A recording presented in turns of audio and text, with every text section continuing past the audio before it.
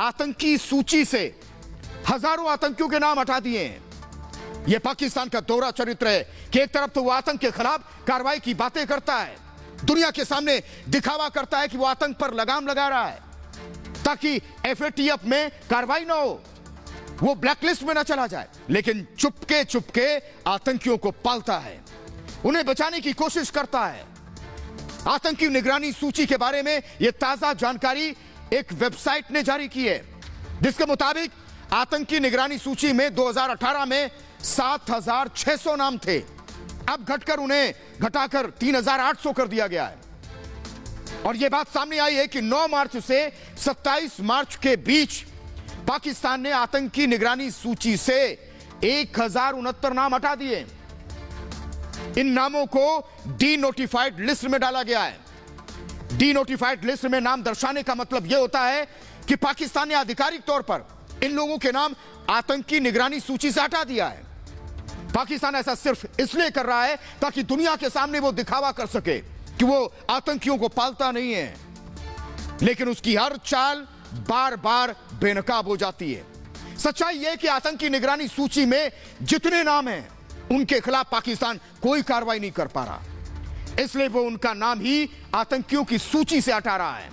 यह सब पाकिस्तान भीख जुटाने के लिए कर रहा है ताकि दुनिया के दूसरे देशों से या बड़ी बड़ी संस्थाओं से उसे भीख मिलती रहे। पाकिस्तान को पिछले दिनों जब एफएटीएफ ने फटकार लगाई थी तो उसने एफएटीएफ को बताया था कि सभी आतंकियों पर वो नजर रख रहा है और स्थानीय पुलिस स्टेशन में इनकी नियमित रिपोर्ट रखी जाती है। इस पर एफएटीएफ ने कहा था कि अगर इन पर नजर रखी जा रही है और फंडिंग भी रोकी जा रही, मतलब पैसा नहीं दिया जा रहा है, तो फिर इन लोगों के इनकम का सोर्स क्या है, कहां से पैसा आ रहा है।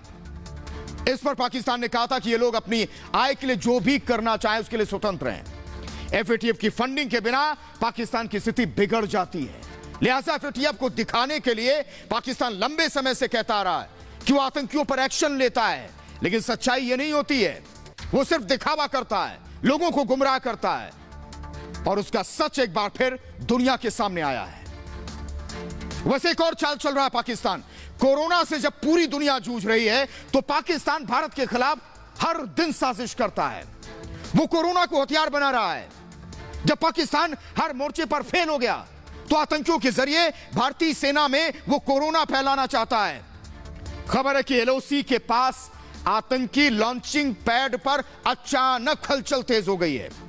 यहां हिजबुल मुजाहिदीन, लश्कर ए तैयबा के सैकड़ों आतंकी दिख रहे हैं जो भारत में घुसना चाहते हैं। खबर है कि इन आतंकियों को इनके आकाओं के इशारे का इंतजार है।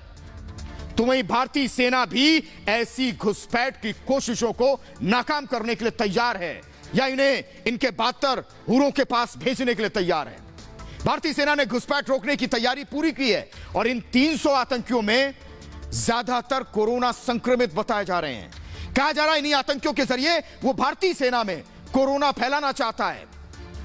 जब इनमें से कुछ लोग घुसपैठ करेंगे, पुलिस ने सेना मारेगी, मुठभेड़ होगी, तो भारतीय सेना में कोरोना फैले, इनकी मंशा है ये। लेकिन इससे पहले ही भारतीय सेना ने ऐसी सूरत के लिए कमर कस ली है।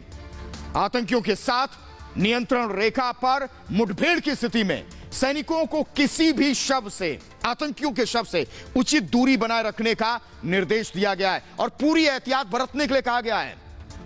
इससे पहले भी खबर आई थी कि पाकिस्तान की खुफिया एजेंसी आईएसआई ने एलओसी पर 16 लॉन्च पैड सक्रिय किए हैं। पाकिस्तान की खुफिया एजेंसी आईएसआई ने एलओसी पर ये लॉन्च पैड सक्रिय किए थे और हाल के दिनों में नियंत्रण रेखा पर सीजफायर उल्लंघन की घटनाओं में भी तेजी आई।